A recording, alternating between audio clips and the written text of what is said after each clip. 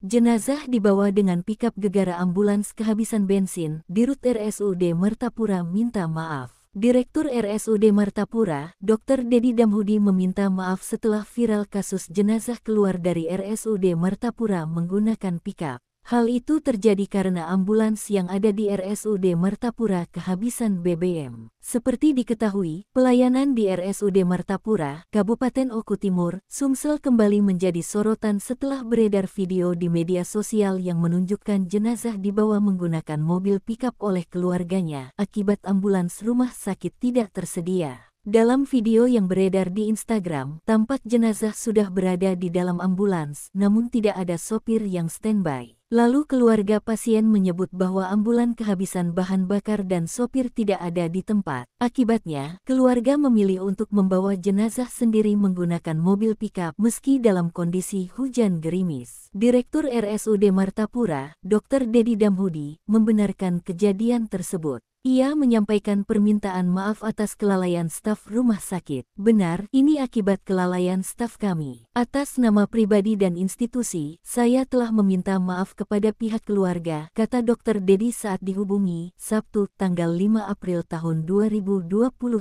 Menurut kronologi yang disampaikan pihak rumah sakit, pasien datang dalam kondisi tidak sadarkan diri sekitar pukul 5.10 waktu Indonesia Barat. Setelah dilakukan pemeriksaan oleh dokter, pasien dinyatakan meninggal dunia karena tidak ada denyut nadi dan hasil EKG menunjukkan asistol. Perawat kemudian menawarkan agar jenazah diantarkan menggunakan ambulans RSUD. Namun awalnya pihak keluarga menolak dan ingin menggunakan kendaraan sendiri, bebernya. Kemudian, setelah dijelaskan bahwa penggunaan ambulan jenazah gratis jika melalui administrasi BPJS dan identitas pasien bisa menyusul, keluarga akhirnya setuju. Namun, saat jenazah sudah berada di dalam ambulans, sopir menyampaikan bahwa mereka harus membeli bensin terlebih dahulu karena kendaraan kehabisan bahan bakar, terangnya. Hal ini membuat keluarga keberatan dan akhirnya memilih kembali menggunakan kendaraan pribadi. Kemudian, Dr. Dedi juga mengaku telah menghubungi keluarga korban secara langsung dan akan datang ke rumah duka untuk menyampaikan permintaan maaf secara pribadi.